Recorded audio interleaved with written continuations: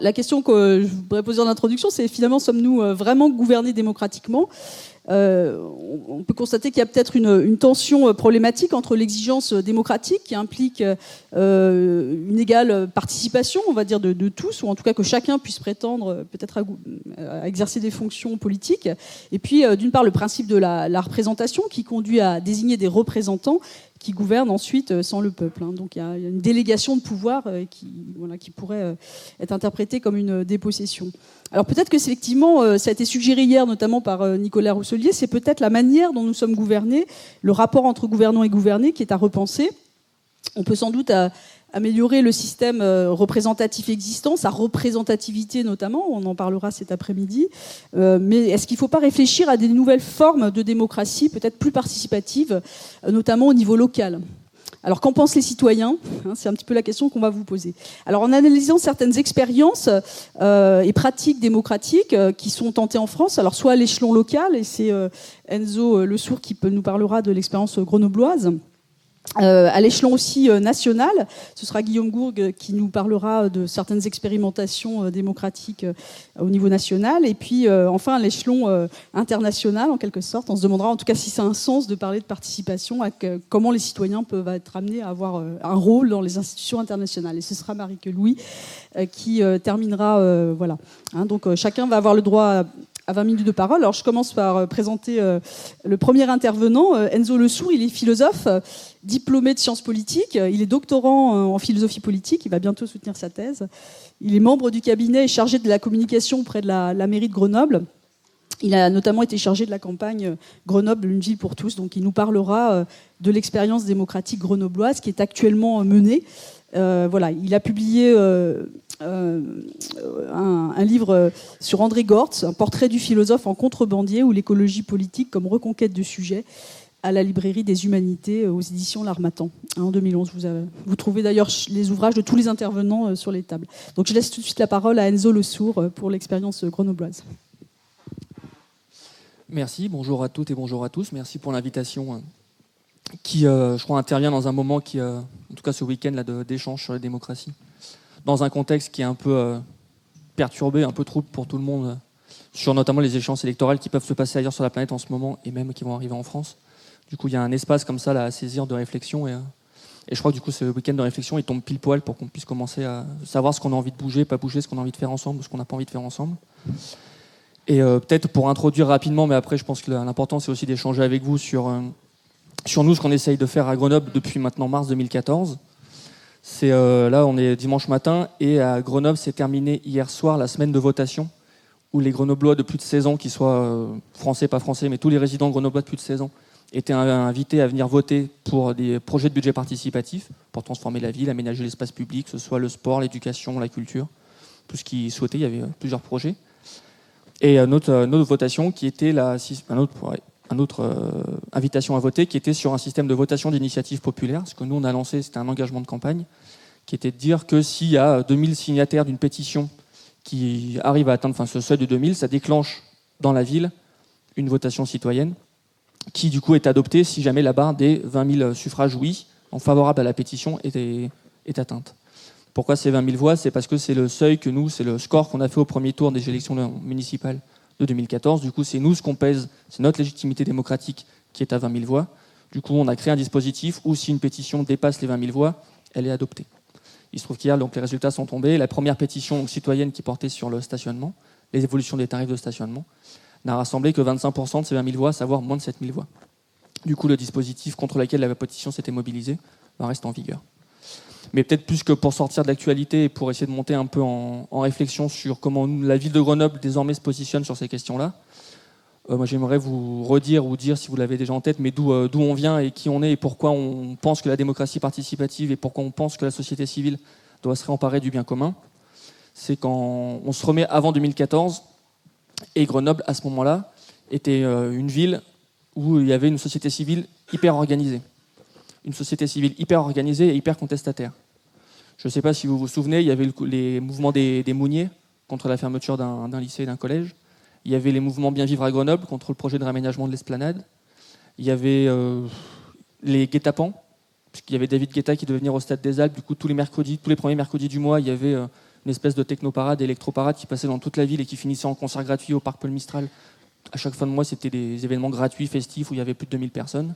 Donc en mars 2014, avant 2013, juste avant les élections, Grenoble est une terre où la société civile est portée, contestataire, hyper forte contre cette ville, c'était ce que nous disaient à l'époque les gens, cette ville qui était confisquée.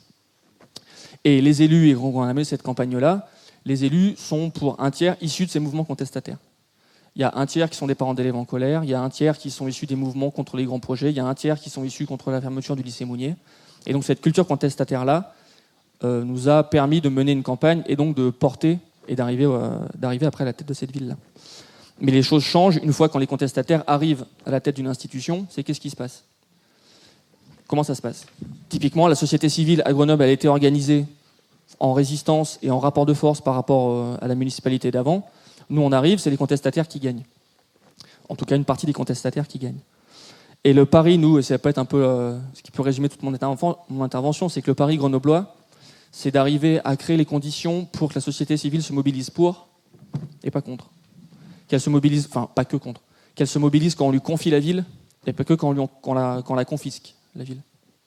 Donc nous, toute la politique qu'on mène, que ce soit par les outils de démocratie participative, par les formations qu'on fait, pour les budgets, il y a la séquence du budget qui va arriver dans pas longtemps. Donc là, il y aura des formations, non pas à nos choix budgétaires à nous, mais à comment fonctionne un budget municipal pour que les Grenoblois, les citoyens, puissent avoir tous les éléments pour juger sans forcément être d'accord avec nous. Ça, après, c'est une autre question.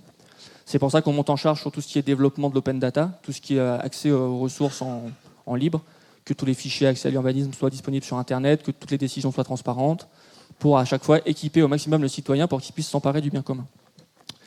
Et notre paradigme à nous et notre bascule culturelle qu'on essaye de conduire, c'est de passer de la puissance publique providentielle à la puissance publique entraînante. Et c'est notre parti pris, et après c'est notre philosophie qui était présente dans le programme et donc on considère que les Grenoblois ont adopté, c'est de dire que c'est pas à la puissance publique de tout faire à la place des gens. Le rôle de la puissance publique et le rôle d'une municipalité, c'est de donner aux gens l'envie de faire et d'accompagner ceux qui ont envie de faire. Là où on peut avoir les tenants du libéralisme ou un peu de droite qui disent moi je me retire et vous vous démerdez, si vous voulez, vous pouvez. Ou en gros, c'est la libre concurrence, c'est chacun se débrouille, l'État se retire et chacun se débrouille. Nous, on dit qu'au contraire, qu'on réinterroge le bon périmètre de l'intervention publique. On s'interroge sur est-ce que c'est à nous de réaménager totalement une place en allant choisir le mobilier urbain sur un catalogue en disant bah, tiens, on va mettre ce banc-là parce qu'il colle bien à nos critères.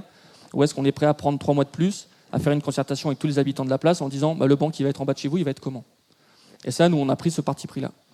C'est pas nous qui décidons sur tout, on a pris le parti pris, on pourra faire un bilan critique, mais de rendre du pouvoir et de lâcher du pouvoir, ce qui est une posture qui est en tension quand on sait que l'institution en général, elle n'a pas tendance à lâcher du pouvoir, mais à engranger du pouvoir.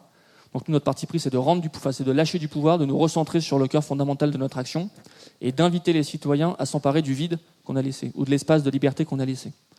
Et là, on est précisément au bout de 2 ans et demi maintenant dans un moment charnière du mandat, en tout cas de ce début d'histoire. C'est qu'on a commencé à créer les premiers outils de cette démocratie comme ça revivifiée. Il y a les conseils citoyens indépendants qui ont été créés, les votations qui ont arrivé à leur terme hier soir, les budgets participatifs, c'est la 2e édition.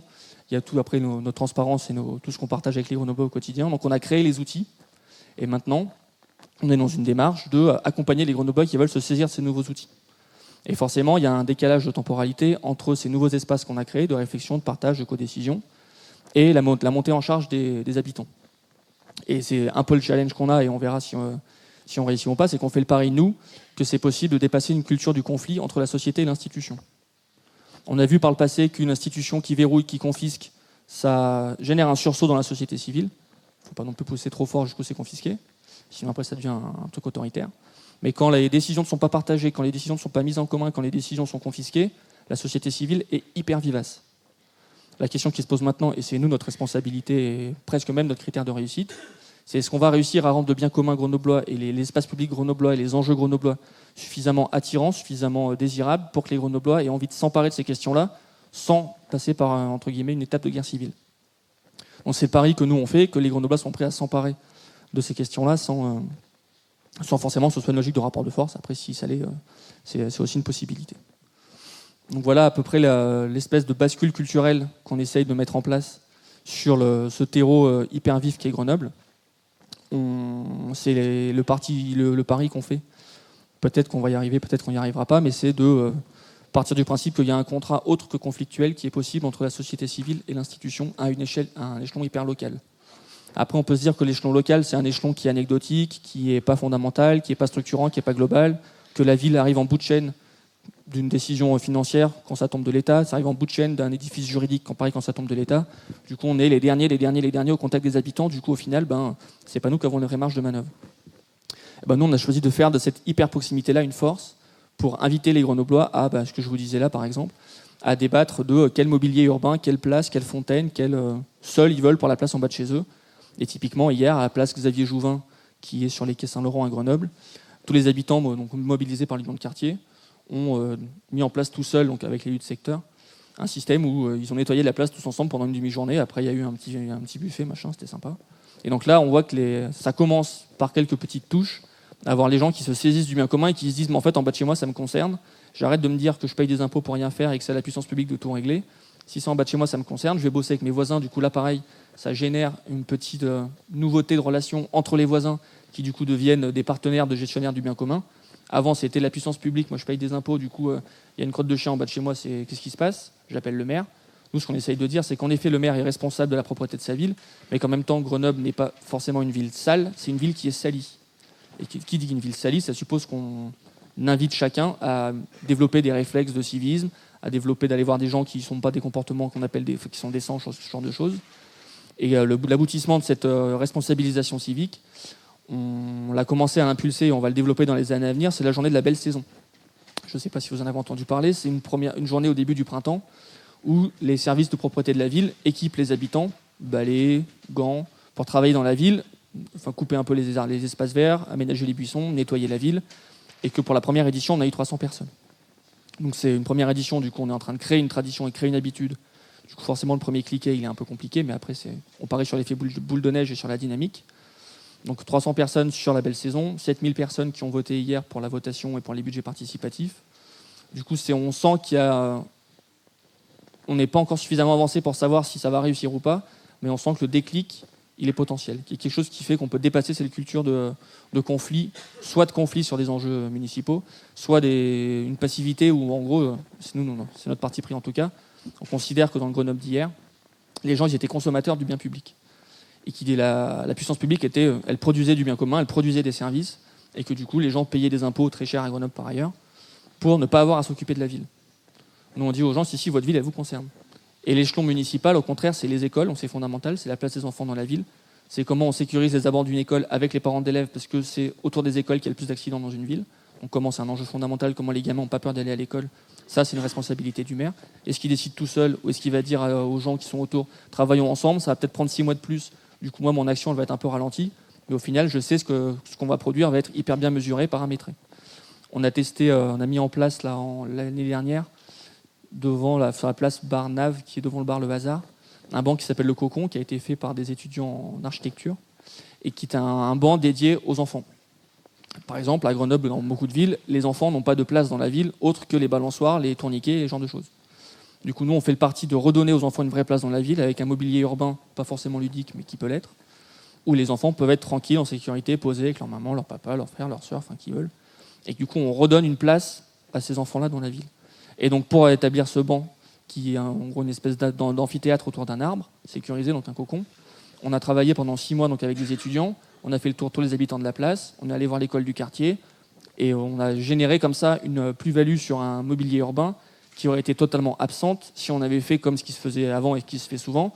Un chef de service qui regarde dans un catalogue, il dit tiens, ce mobilier-là, il est sympa, il me coûte pas cher, la couleur, bof, mais je vais le repeindre après, je clique, et dans 6 mois, c'est installé. Enfin, dans 2 semaines, c'est installé. Du coup, nous, on a fait le choix de prendre le temps de générer ce processus de travail avec les habitants, avec les bistrots qui sont autour, avec les écoles. Ça prend plus de temps, mais au final, pour réaliser un banc, il y a 50 personnes qui ont travaillé. Et nous, on fait le parti pris de se dire que si on a envie que les gens ils se saisissent de Grenoble et qu'ils se disent que cette ville-là, elle est précieuse et que ça leur appartient, en partie en tout cas, il faut qu'il y ait ces espaces où ils puissent travailler avec nous. Après, donc, c'est ce retournement comme ça de la puissance publique providentielle à la puissance publique entraînante, où on ne fait pas la place d'eux, mais on accompagne. Ça pose, en tout cas selon moi et selon nous, plusieurs questions. C'est qu'on l'a vu hier soir avec les résultats de la votation, où les pétitionnaires sont arrivés en tête sans pour autant atteindre les 20 000. Du coup, ils ont à la fois gagné, ils ont à la fois perdu. C'est que est-ce que finalement, une démocratie participative qui marche, d'un point de vue de l'institution, c'est mettre en place un dispositif dans lequel l'institution perd. Et donc c'est le paradoxe, c'est un système démocratique ou participatif qui marche, c'est réussir, ça devient perdre. Nous, typiquement, hier, on a perdu la votation. Les pétitionnaires qui sont contre notre dispositif sont arrivés en tête, mais on considère qu'on a gagné politiquement parce qu'il y a 7000 personnes qui se sont posées la question. Parce qu'il y a eu 3 semaines de campagne, parce qu'il y a eu des tracts, parce que la presse en a parlé, c'est autant de temps qu'elle passe à ne pas parler d'autre chose. Vidéosurveillance, Burkini, tout ça. Donc c'est aussi une façon de mettre dans le débat public des valeurs qui nous paraissent un peu plus intéressantes, la place de la voiture en ville, que de laisser ça à d'autres. Donc nous, au final, on a peut-être perdu un résultat, mais on a gagné sur la dynamique. Et qu'à partir de quand, et ça après on pourra en débattre après, à partir de quand, enfin combien de temps l'institution peut accepter de gagner dans la société, mais de perdre politiquement. En tout cas de perdre d'un point de vue électoral, puisque politiquement on estime qu'on a mis en place une dynamique qui était vertueuse. Donc ça c'est la première question. Le deuxième défi, c'est ce que je vous disais tout à l'heure, c'est comment que la société civile peut se mobiliser quand on lui confie la ville et pas uniquement quand on la lui confisque. Ça, on verra, c'est l'histoire qui pourra nous dire s'il y a l'espace pour cette relation non conflictuelle. Et après, le troisième défi qui vient un peu boucler cette boucle-là, c'est comment, et là c'est la responsabilité de la puissance publique, valoriser à tel point le bien commun qui devient la prunelle des yeux des Grenoblois et qu'au final, soit naturel pour eux de participer à la belle saison, de s'emparer des questions d'aménagement des écoles de leurs gamins, de sécuriser les trottoirs, de machin. Et que ça, c'est notre responsabilité à nous, de rendre ce bien commun précieux. Je ne sais pas combien de temps il me reste, mais peut-être que je peux... Voilà, donc c'est le parti pris nous qu'on a eu et c'est notre histoire politique qui est la nôtre et qui du coup interroge aussi la façon dont on a de conduire les dynamiques. C'est qu'on est passé d'une société de militants contestataires à des responsables institutionnels et qui n'abdiquent pas pour autant l'espoir de se dire qu'il y a un espace non conflictuel de relations possibles entre la société civile et l'institution à un échange local. Pour l'instant, donc, on a créé les outils, la dynamique et l'étincelle est peut-être là, et on verra dans les mois, années à venir si cette dynamique-là avance, se confirme ou si au contraire elle s'invalide. Voilà, merci.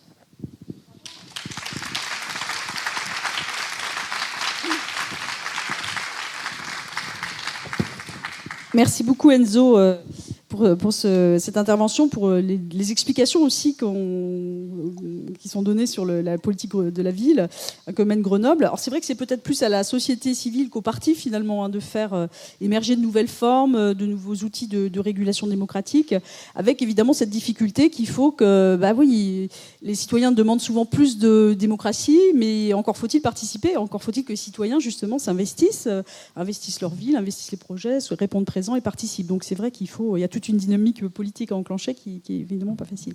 Alors c'est sur cette participation, ces expériences aussi démocratiques et participatives, peut-être qu'on va réfléchir avec Guillaume Gourgue sur un niveau plus national. Alors Guillaume Gourgue, donc, qui est à côté d'Enzo, est politiste, maître de conférences en sciences politiques à l'université de Franche-Comté. Ces domaines de recherche portent sur la participation publique, les mutations de l'action publique, en particulier donc les changements d'échelle, la démocratisation, et puis les mutations aussi des techniques de gouvernement, le suivi des populations, la communication publique. Et il a réfléchi aussi beaucoup sur la conflictualité sociale et politique, donc les mobilisations, les grèves. Alors il va nous parler de certaines expérimentations participatives et délibératives dont il questionnera le sens et l'intérêt. Il a publié aux presses universitaires de Grenoble, qui se sont installées aujourd'hui, ils n'étaient pas présents hier, donc vous voyez la petite table là-bas, je les salue au passage. Il a publié donc les politiques de démocratie participative aux éditions PUG, presse universitaire de Grenoble, en 2013. Donc je lui laisse la parole. Bonjour et merci bien évidemment pour l'invitation. Ayant fait une thèse à Grenoble il y a quelques années, c'est toujours un plaisir de revenir dans cette ville. Et puis je continue de la suivre quand même sur les affaires que nous venons d'aborder, alors un peu loin mais quand même. Alors du coup, moi je vais essayer de ne pas perdre le fil, c'est-à-dire de ne pas partir dans des propos trop généralistes après la présentation d'un cas d'étude concret.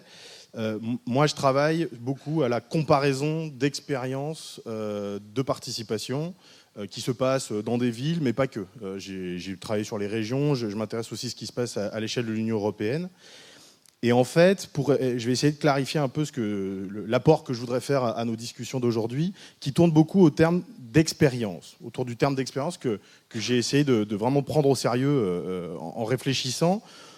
au lien que ce terme peut avoir à la question démocratique, tant dans les théories de la démocratie que dans les pratiques sociales, avec l'idée que finalement l'expérience démocratique aujourd'hui, quand on va l'évoquer, on va surtout renvoyer à tout ce qui peut sortir la pratique de la démocratie de la seule délégation de souveraineté, de la seule mécanisme représentatif classique, avec cette idée finalement que l'expérience démocratique, c'est ce qui favoriserait l'intervention populaire dans les affaires publiques, hors de ce cadre représentatif. Et du coup, sur ce point-là de l'expérience démocratique, je voudrais insister sur une chose. Je voudrais insister sur une chose qui ressort fortement d'un ensemble de travaux assez récents, pour le coup, sur ces expériences dites participatives ou délibératives de démocratie, alors pour le coup dans une perspective comparée et plutôt à travers le monde. Et la chose sur laquelle je voudrais insister est assez simple, c'est qu'on assiste à une déconnexion de plus en plus forte entre deux dimensions des expériences démocratiques. La première dimension qui est l'expérience au sens de l'engagement collectif, de l'enquête, au sens de l'émancipation, c'est-à-dire collectivement nous expérimentons la participation et nous occupons une autre place que celle qui nous était attribuée, c'est-à-dire une place d'électeur qui nous était attribuée, nous expérimentons autre chose. Et puis la deuxième dimension de l'expérience, c'est l'expérience au sens laborantin du terme. Une expérience avec des cobayes, des mesures, des observateurs, finalement avec un côté un peu in vitro de cette expérience-là. Et au final, ce qu'on constate, je ne suis pas le seul sur cette position-là, c'est que finalement, pour caricaturer, on a une déconnexion de plus en plus forte entre cet aspect très ascendant finalement de l'expérience démocratique, de l'expérimentation collective, et le côté plutôt descendant des réformateurs institutionnels qui testent des expériences pour voir ce qui va se passer. Alors, mon but, c'est pas d'opposer de manière binaire ces deux versants de l'expérience démocratique. Il y a des liens évidents entre les deux. Et la plupart des expériences du côté laborantin, des réformateurs, elles s'inspirent d'expériences sociales ascendantes. La trajectoire des conseils de quartier, ne serait-ce qu'elle, permet de comprendre cette circulation, finalement, entre un format de participation qui est expérimenté dans le mouvement social et sa généralisation sous forme de dispositif. Mais du coup, là où je voudrais insister, c'est qu'on est dans une période, me semble-t-il, au niveau de ces expériences, d'autonomisation et d'industrialisation du versant laborantin de l'expérience démocratique. Et que cette industrialisation, elle pose de nombreux problèmes. Donc je vais revenir très rapidement sur cette déconnexion, si vous le permettez. Et j'espère que vous le permettez, parce que sinon, je n'aurai plus quoi dire. Alors, l'expérience démocratique au sens de l'expérience sociale de la participation. On pourrait parler, et beaucoup le font, de subjectivation finalement des gens qui participent, et c'est le versant le plus évident et le plus intéressant au final de l'expérience démocratique. C'est considérer que l'invention tâtonnante des formes alternatives de démocratie renforce ce que Deleuze appelait les trajectoires révolutionnaires des gens, la capacité à sortir de ce qu'on est, de sortir de ce qu'on nous veut faire être. Bon.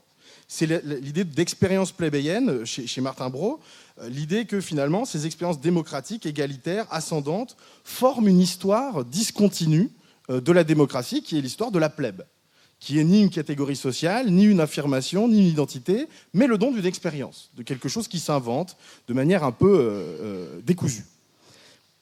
C'est ce que aussi Jacques Rancière appelle cette idée de subjectivation. Finalement, nous qui n'avons de titre à rien, et sûrement pas à gouverner, nous décidons de nous saisir d'une voie, d'une affirmation d'égalité pour exister dans cette idée de la décision collective, ou alors ce qu'on peut retrouver aussi chez quelqu'un comme Joël Zask, avec cette idée que la participation renvoie d'abord à une expérience sociale, à une expérience d'enquête sociale et un mouvement collectif. Bon. Et c'est l'espoir initial des théories de la démocratie participative et délibérative, qui émergent à partir essentiellement des années 70, cette idée que les expériences, les dispositifs qu'on pourrait inventer amèneraient à alimenter cette dimension de la démocratie. Démocratiser la démocratie comme ça, en rendant possible cette expérimentation sociale au sens le plus large. C'est la tentative de synthèse du terme qui a été opérée par le terme d'empowerment, cette espèce d'idée de dire, bon, on va apprendre aux gens à se battre, finalement, et apprendre aux gens à expérimenter un autre statut que celui qui leur a été attribué. Le problème, c'est que le terme d'empowerment, il n'a pas été saisi que par ce courant de pensée-là. Le terme d'empowerment, il s'est aussi chargé d'une ambiguïté politique forte, avec une vision très entrepreneuriale de la citoyenneté et de la question sociale. Avec cette idée que l'empowerment serait une propriété activable chez les individus, sur laquelle on pourrait intervenir, on pourrait appuyer sur un bouton de l'empowerment chez les gens, pour finalement les mettre dans une position de responsabilisation, dans une période de reflux des services publics locaux et de services publics tout court, et de prise en charge collective des risques sociaux. Bon. Ce qui m'amène à mon deuxième point, qui est l'expérience démocratique au sens laborantin. L'idée, c'est que autant l'expérience sociale que je viens de vous décrire, ce n'est pas quelque chose de nouveau, c'est quelque chose qui émaille l'histoire de la démocratie depuis très longtemps, et l'histoire politique tout court. Autant le deuxième aspect, c'est-à-dire l'apparition d'une ingénierie de la participation, d'une industrie de la participation, ça c'est quelque chose de nouveau. Et vu que moi j'essaye de faire de la science politique, j'ai tendance à m'intéresser à ce qui caractérise notre époque et ce qui n'existait pas avant. Cette industrie de la participation, elle est visible un peu facilement, à l'œil nu si vous voulez, juste en observant la multiplication des dispositifs participatifs et surtout la concurrence larvée entre dispositifs, où finalement les dispositifs sont mis en place dans un esprit finalement concurrentiel, assez fort, entre ces fameux ingénieurs de la participation. Alors la question c'est, pourquoi parler d'industrie ? La démocratie participative, ça ne domine pas le monde. Les expériences de participative, elles ne dominent pas le monde. Donc parler d'industrie, ce serait peut-être exagéré. Mais en fait, industrie, c'est une expression que je reprends à Caroline Lee, qui a travaillé sur toutes ces questions aux États-Unis. Et c'est l'idée finalement que la production des dispositifs participatifs obéirait à des règles de production quasi industrielles, avec finalement une nébuleuse de consultants politisés, souvent issus de l'activisme des années 60, des membres de la classe moyenne supérieure, qui gagnent parfois très bien leur vie, alors surtout aux États-Unis, pas trop en Europe, majoritairement blancs, qui finalement alimentent cette idée qu'on peut réformer la démocratie via la participation. La participation, dans le cas nord-américain, qui devient un business assez lucratif, et qui finalement reproduit des technologies participatives qui visent essentiellement à consolider l'ordre social. Comment on consolide l'ordre social ? Eh bien finalement, en inventant des procédures qui valorisent la relation personnelle et commune des individus avec des idées très importées de la psychologie, ce qu'on appelle le selfing, c'est-à-dire l'expérience démocratique au sens de quasi sensoriel du terme, vous voyez, pour changer sa manière de voir la société. Et on en vient à tout un univers de ce qu'il faut bien qualifier des niaiseries participatives très dominantes aux États-Unis, avec l'idée de la performance artistique, de la créativité personnelle, ce que mes collègues Mazo et Nonjon appellent la démocratie des post-it. Cette idée que finalement les séances de relaxation, le storytelling, des icebreakers seraient une expérience collective, vous voyez, un peu au sens thérapie de groupe. Et le problème de ces expériences, c'est qu'elles marchent très bien parce que finalement elles arrivent assez efficacement à évacuer la dynamique de conflit. Et elles sont plébiscitées, et là aussi il y a pas mal de travaux en ce moment là-dessus, par les multinationales, qui aiment beaucoup ce genre de technologie. Il y a eu un ouvrage fait récemment sur l'utilisation par Walmart, la chaîne de supermarchés américaine, de pratiques qu'on va appeler grass top. Et il y a top-down et grassroot, et là c'est grass top, c'est-à-dire une firme multinationale qui met en place des outils assez proches finalement de l'organisation communautaire pour pouvoir ouvrir des nouveaux magasins dans des quartiers où on lui interdit d'ouvrir des nouveaux magasins. Bon. En France, on a les travaux en cours d'Alice Mazo et Magali Nonjon avec l'idée de la structuration d'un champ professionnel au contour flou, mais qui participe autant à alimenter l'idée qu'il y aurait une demande de ce genre de dispositif que de fournir finalement des dispositifs clés en main. On n'est jamais mieux servi que par soi-même.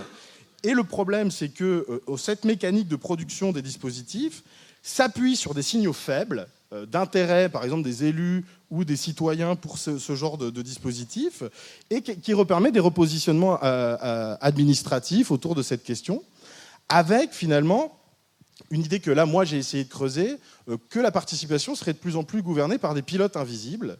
C'est-à-dire, qu'est-ce que ça veut dire ? Ça veut dire finalement la disponibilité des instruments participatifs, le fait qu'on puisse notamment les acheter sur un marché concurrentiel du dispositif, fait qu'on va les mettre en place avec une idée de la pensée magique. C'est-à-dire, on va les jeter dans la société, puis on verra bien.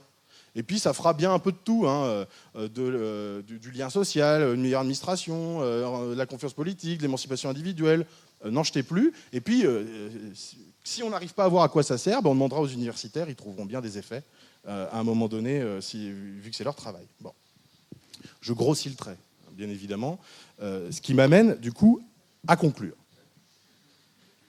Faut-il s'inquiéter de l'avenir des expériences démocratiques compte tenu de ce schéma?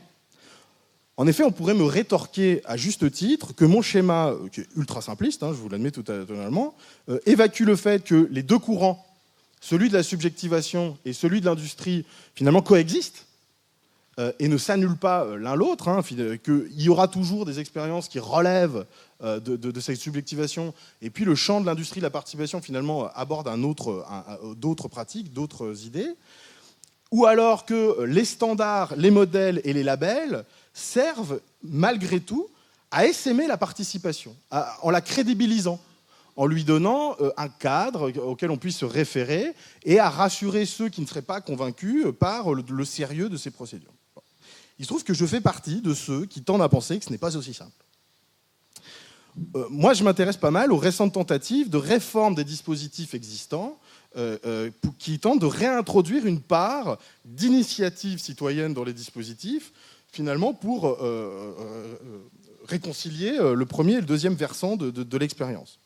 Or, ce qu'on constate souvent, c'est que ces dispositifs, ils ont du mal à réintroduire, à être autre chose que ce qu'ils sont aujourd'hui.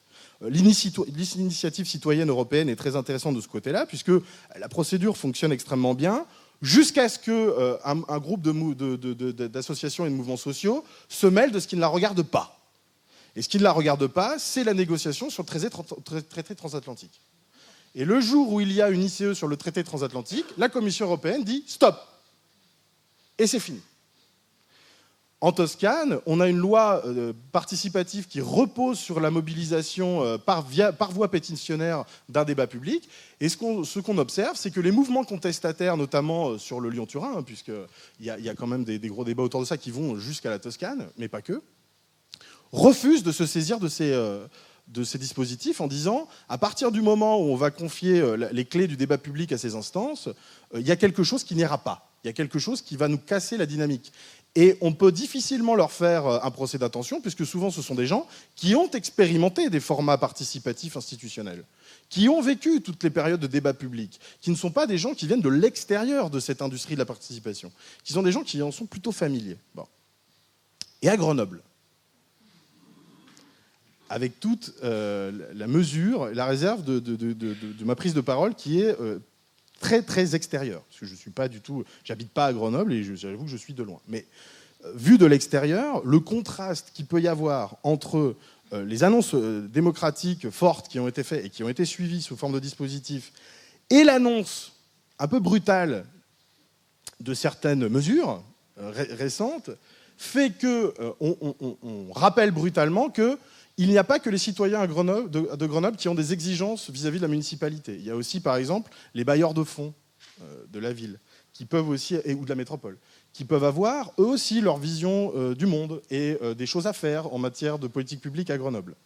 Et du coup, ce contraste-là entre l'annonce de certaines mesures et le format global de la participation montre, me semble-t-il, ou en tout cas, j'ai l'impression que j'ai, que ça ne va pas être simple de sortir les dispositifs participatifs de ce qu'ils sont devenus, ou en tout cas de ce qu'ils ont eu tendance à devenir. Du coup, comment ne pas désespérer de tout ça? En fait, j'ai l'impression, mais alors ce n'est qu'une impression, qu'on observe un mouvement ponctuel, mais qui est intéressant, d'ailleurs on le voit à l'intérêt que ça suscite, de désophistication de la participation. C'est-à-dire de retour aux bonnes vieilles méthodes du mouvement social, pour penser la participation, et c'est un peu comme ça que je vis le regain d'intérêt que peut susciter le community organizing un peu partout. L'organisation communautaire, et notamment dans une ville comme Grenoble, qui est finalement quoi? Une redécouverte de ce qu'on faisait dans les années 40 aux États-Unis, en termes d'organisation des pauvres, dans une logique conflictuelle, en se disant que c'est comme ça que la participation pourra déboucher sur de la justice sociale. La justice sociale, par exemple, si on prend le budget participatif, la condition de possibilité d'une circulation du budget participatif à l'échelle mondiale, c'est l'abandon de l'objectif de justice sociale des budgets participatifs. On a abandonné l'objectif de justice sociale des budgets participatifs, et c'est pour ça qu'on peut les reproduire à l'infini. Et là, à un moment donné, le retour à des formes un peu classiques, un peu connues finalement, d'organisation contestataire, il fait du bien. Et finalement, pour prendre une autre municipalité, alors absolument incomparable à Grenoble, mais qui est la ville de Saillant dans la Drôme, ce qui se passe à Saillant ressemble à s'y méprendre ce qui s'est passé à Vendoncourt en Franche-Comté dans les années 70, avec finalement des solutions un peu simples d'organisation, et surtout, et je vais en terminer là, ce qui me semble un peu rassurant, c'est qu'on assume une prise de distance avec l'ingénierie de la participation et sa logique concurrentielle, pour réassumer les enjeux de l'expérience participative, que sont plus de justice sociale, plus de défense des droits et plus d'émancipation humaine. Et qu'en fixant ça comme horizon, on s'autorise à un moment donné à sortir du schéma trop descendant d'expérimentation pour réassumer le tâtonnement, l'erreur et le fait de déplaire.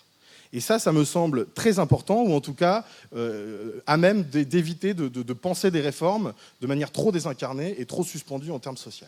Et je m'en arrêterai là.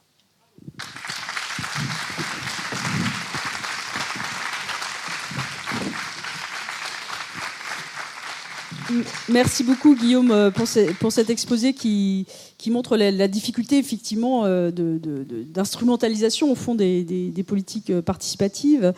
C'est un deuxième niveau de problème. Il y a le problème de la participation des citoyens, mais aussi à un autre niveau, les institutions ou certaines organisations peuvent profiter ou instrumentaliser, mettre à disposition des outils qui finalement servent leur intérêt. Alors c'est vrai que c'est aussi sur ces limites finalement de la démocratie participative qu'on sera amené à s'interroger dans le débat qui suivra. Mais, alors ces limites, elles peuvent apparaître d'autant plus importantes quand on a affaire à des institutions internationales. On voit que c'est déjà difficile à l'échelon local et à l'échelon d'un pays d'instaurer des formes, des expériences de démocratie plus participative. Mais alors à l'échelon international, est-ce que c'est seulement possible? Alors c'est cette perspective qu'on va aborder maintenant avec Marique Louis, qui est politiste, maître de conférences en sciences politiques à l'IEP de Grenoble. Ses recherches portent sur les organisations internationales, en particulier donc l'Organisation internationale du travail, qu'elle nous fera certainement découvrir pour beaucoup d'entre vous, l'ONU aussi. Elle travaille aussi sur la représentation politique et syndicale, le syndicalisme ouvrier et patronal au niveau international, alors dans une perspective qui est politique, mais aussi socio-historique. Donc, elle est également rédactrice en chef à la revue La Vie des idées. C'est une revue en ligne de sciences sociales qui est hébergée par le Collège de France. Je vous invite d'ailleurs à vous connecter, enfin à regarder, puisque c'est disponible sur Internet. Il y a beaucoup d'articles, beaucoup de choses. Et elle travaille également dans l'équipe de Pierre-Rosan Vallon. Donc elle sur aussi l'expérience des parlements invisibles et puis la manière dont on pourrait représenter davantage les citoyens, les rendre visibles, y compris ceux qui sont sans voix, ceux qui n'ont pas justement de pouvoir de gouverner. Alors elle va nous parler justement des expériences démocratiques au-delà de l'État. Je lui laisse la parole. Merci beaucoup à tous pour votre présence. Merci Anne pour l'invitation. Donc effectivement, les expériences démocratiques au-delà de l'État, c'est un titre qui peut laisser songeur et qui est vraiment paradoxal, puisque l'État, et notamment l'État-nation, c'est vraiment le cadre dans lequel on a pensé traditionnellement la démocratie, dans lequel en tout cas on l'expérimente, c'est-à-dire que quand on vote, que ce soit pour des élections législatives, présidentielles, régionales, municipales, on reste dans ce cadre de l'État-nation. Toutes ces élections se déroulent dans un cadre national. Et même si la démocratie ne se limite pas au seul fait de voter, ça en reste quand même une composante assez importante. La seule exception à ça, ce sont les élections européennes, puisque depuis 1979, on est appelé tous les 5 ans à élire des députés européens, avec des taux d'abstention d'ailleurs qui sont de plus en plus importants. Mais sinon, non, on ne vote pas au-delà du cadre national. Et donc du coup, ça amène à poser une question qui est comment est-ce qu'on peut penser des expériences démocratiques au-delà de cet État, et est-ce qu'il existe même des espaces, des lieux, des organisations dans lesquels c'est possible. Et cette question, elle semble d'autant plus paradoxale que Lorsqu'on parle des organisations internationales, on va penser à l'ONU, mais aujourd'hui on va surtout plutôt penser au FMI, à la Banque mondiale, au G20, et c'est vrai que ces institutions, eh bien non seulement elles nous paraissent très lointaines, mais quand on en parle, eh bien c'est surtout pour souligner leur caractère très antidémocratique. Je donnerai juste un exemple. La semaine dernière s'est déroulée la dernière phase de l'élection du nouveau secrétaire général des Nations Unies. On en a extrêmement peu parlé, et quand on en a parlé, c'était surtout pour dénoncer un processus qui était complètement verrouillé par le Conseil de sécurité. Le Conseil de sécurité qui est l'organe exécutif des Nations Unies et qui est composé de 15 membres, mais surtout de 5 membres permanents qui ont un droit de veto. Et ces membres, ce sont la France, le Royaume-Uni, la Chine et surtout les États-Unis et la Russie. Donc du coup, comment penser éventuellement une démocratie dans ces espaces, puisque vues d'ici et vues d'en bas, elles n'ont rien de démocratique. Alors, est-ce que c'est seulement une illusion d'optique parce qu'on les connaît mal, ou est-ce qu'il y a vraiment une contradiction à penser cette démocratie au-delà du cadre national ? Donc, pour traiter cette question, j'ai choisi de vous présenter 2 organisations et de les comparer. La première, c'est l'Organisation des Nations Unies, qui a été créée en 1945, au lendemain de la Seconde Guerre mondiale, qui est l'organisation chargée d'assurer la sécurité collective et la paix dans le monde, un grand projet. Et puis l'Organisation internationale du travail, qui est créée depuis 1919, au lendemain de la Première Guerre mondiale. Donc on voit que là, il n'y a rien de nouveau, ce ne sont pas de nouvelles institutions, mais c'est juste qu'on les connaît peu, puisqu'elles sont presque centenaires pour l'OIT et septuagénaires pour l'ONU. Alors l'ONU en quelques mots. L'ONU, comme toute organisation internationale, c'est d'abord une assemblée générale. Une assemblée générale qui aujourd'hui regroupe 193 États, soit la quasi-totalité des États du monde. J'insiste là-dessus parce que très souvent on entend dans le débat public parler non pas d'organisation internationale, mais d'organisation supranationale, ce qui nous laisserait penser qu'elle se situe au-dessus des États. Or, et ça c'est un élément véritablement important, elles sont composées d'États. On a affaire à des organisations internationales et non pas supranationales. Alors cette assemblée générale, c'est la quasi-totalité des États du monde. Cette assemblée générale va désigner une sorte d'exécutif. Cet exécutif, c'est le Conseil de sécurité. Donc elle va élire ce Conseil de sécurité, mais elle ne va l'élire qu'en partie, puisque comme je vous l'ai dit, eh bien, depuis 1945, il y a 5 États, les membres permanents, on les appelle aussi parfois le P5, qui ne sont donc pas soumis à réélection. Seulement 10 membres sont élus au sein du Conseil de sécurité. Et à côté de ce Conseil de sécurité et de cette Assemblée générale, pour faire un petit peu tourner la mécanique des organisations internationales, eh bien vous avez un secrétariat. Le secrétariat, c'est quoi ? C'est tout simplement l'administration et l'ensemble des fonctionnaires qui assurent la routine organisationnelle et qui font fonctionner au jour le jour ces organisations. Et c'est à la tête de ce secrétariat qu'est placé le secrétaire général des Nations Unies, donc aujourd'hui le portugais António Guterres. Donc cette structure en 3 organes, vous la retrouvez systématiquement dans n'importe quelle organisation internationale. Alors, le préambule de la Charte des Nations Unies, donc, qui a été adoptée en 1945, il commence par une phrase là aussi qui va sonner un peu paradoxal et qui nous interpelle du point de vue de la démocratie, puisque ce préambule, il commence par ces mots « nous, peuple des Nations Unies ». Et il se poursuit par l'énonciation des missions que doit remplir l'Organisation des Nations Unies, notamment en termes de paix et de progrès social. Alors évidemment, cette référence au peuple, depuis 1945, elle a nourri un certain nombre de débats. De quel peuple s'agit-il ? Et surtout, de quelle prétention à représenter ou à organiser un véritable parlement mondial est-il question ? C'est l'ouvrage en 2006 de Paul Kennedy qui publiait The Parliament of Man, donc le Parlement de l'homme ou le Parlement des hommes. Et donc du coup, cette référence parlementaire, elle nous intrigue puisque a priori, en tout cas, on n'est pas appelé à élire ceux qui se trouvent dans ces enceintes. Donc, quand on parle de peuple, en fait, c'est une représentation très indirecte des peuples. Qui représente les peuples aux Nations Unies ? Ce sont les gouvernements. Et si on rentre un peu plus précisément dans la sociologie de ces représentants, eh bien, ce sont assez rarement des ministres et le plus souvent des diplomates, et notamment pour la France, donc des diplomates du Quai d'Orsay. Et assez rarement, même si ça peut arriver, des députés. Mais du fait que la représentation, elle est plutôt le fait de hauts fonctionnaires, de diplomates, elle est aussi très très peu soumise aux changements de majorité qui peuvent avoir lieu dans les États. Donc c'est pas parce que un nouveau gouvernement est élu dans un État que ça va se refléter au niveau international, où là la représentation va rester extrêmement permanente.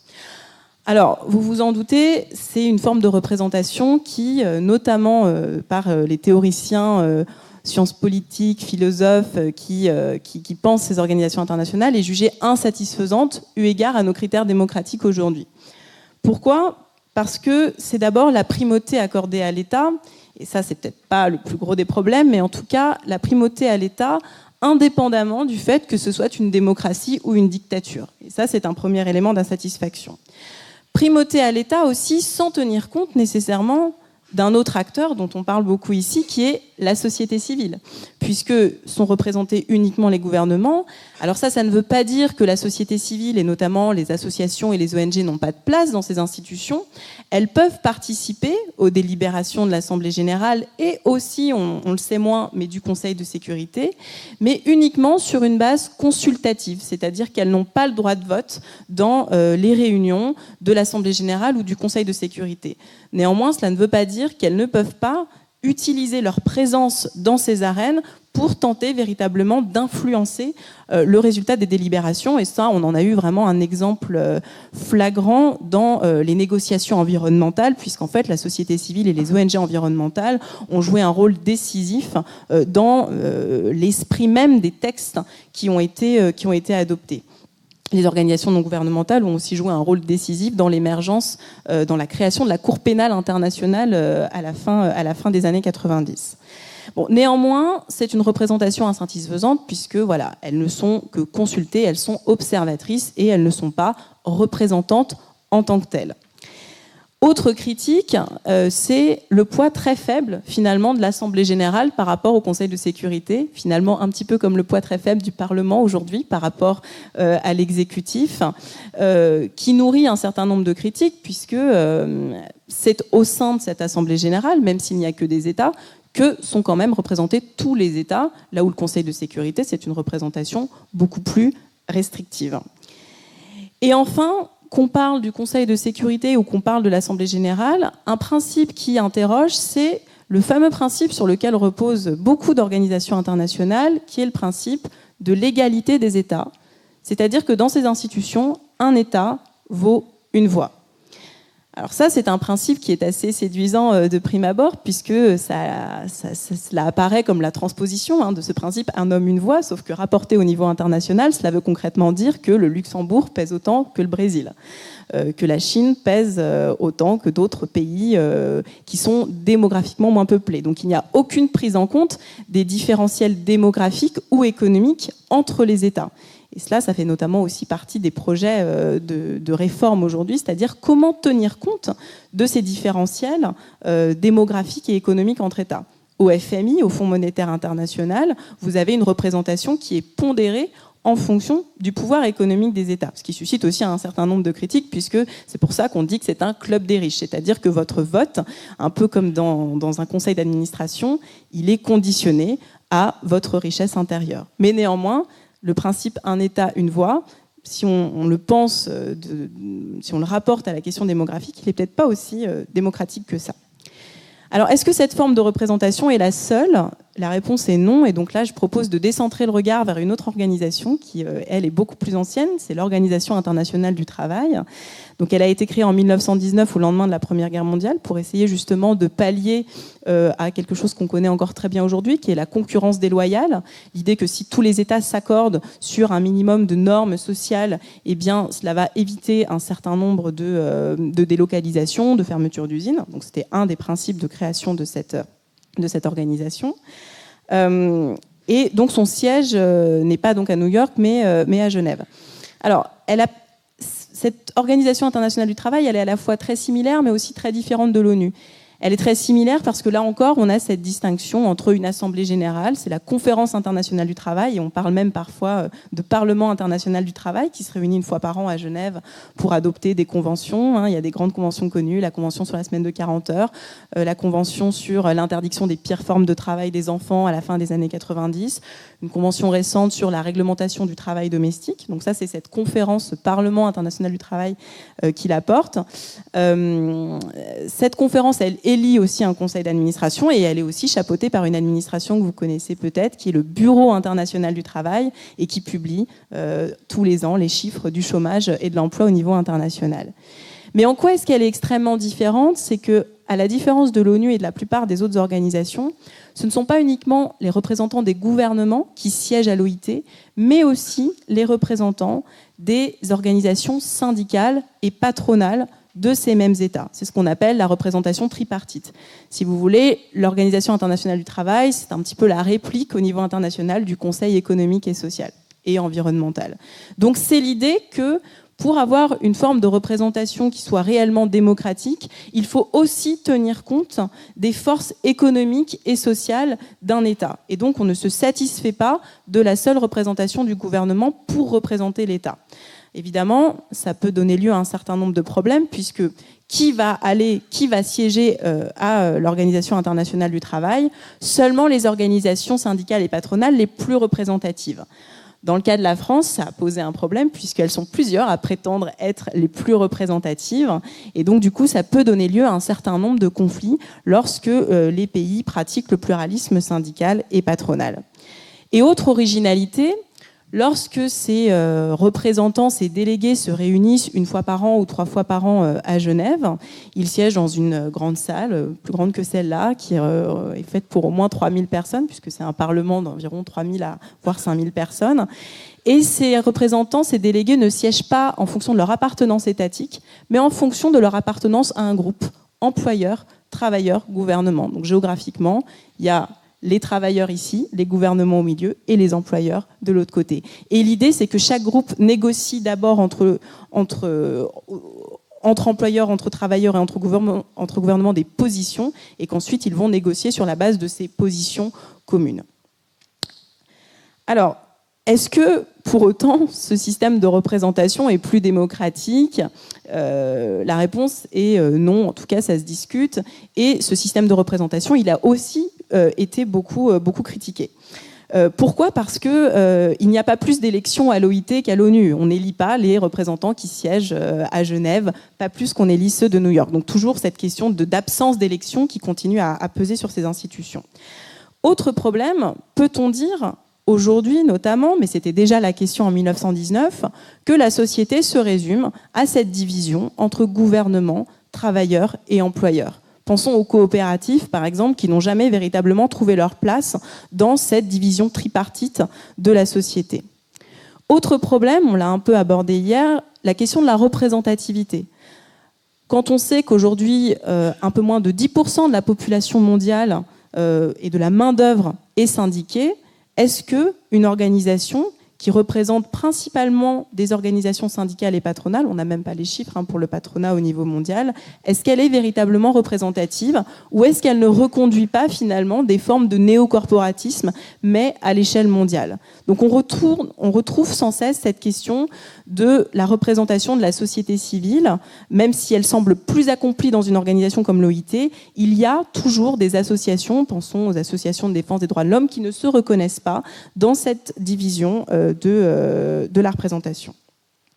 Alors il y a des propositions de réforme qui existent, notamment par ces fameux tenants souvent qualifiés d'idéalistes d'une démocratie cosmopolite, une démocratie mondiale, qui visent à réinterroger complètement ce principe de l'État-nation comme fondement des organisations internationales, qui essaient de réfléchir à la manière d'organiser des élections sur une autre base, sur une base en fonction des couleurs politiques ou de l'association, mais pour le moment, qui sont des propositions qui n'ont pas encore une once de réalisation. Donc en conclusion, est-ce qu'il faut être pessimiste, comme beaucoup le sont, sur l'idée qu'on puisse expérimenter la démocratie ailleurs qu'au niveau de l'État ?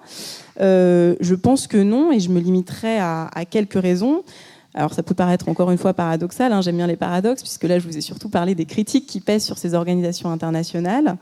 Néanmoins, les problèmes en fait, auxquels sont confrontées ces organisations internationales en termes de démocratie et de représentativité sont finalement les mêmes qu'on rencontre systématiquement à n'importe quel échelon, que ce soit l'échelon local, que ce soit l'échelon régional ou l'échelon national. La question de la représentativité, pensons au débat qu'on a sur la représentativité des syndicats en France, eh bien c'est une question qui se pose un petit peu partout, et donc finalement on a, je dirais, moins une différence de nature dans la manière dont se pose le débat démocratique au niveau international qu'une différence de degré. Donc ça, c'est un élément important. La deuxième raison, à mon avis, d'être optimiste, c'est que ces organisations internationales peuvent aussi être des espaces de mobilisation pour la société civile, mais pas forcément dans un cadre national, justement parce qu'il y a ces espaces, par le biais du statut consultatif, par lequel la société civile peut justement intervenir pour se réunir, pour se mobiliser, et essayer de concrétiser des formes de solidarité transnationale et qui ne sont pas limitées, contrairement à ce qu'on peut dire, à une classe d'élite mondialisée, blanche et surtout masculine.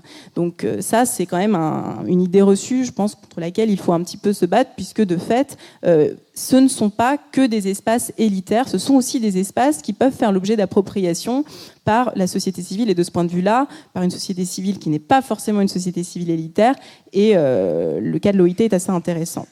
Mais disons que je dirais que l'optimisme, il est limité par deux conditions, à mon avis.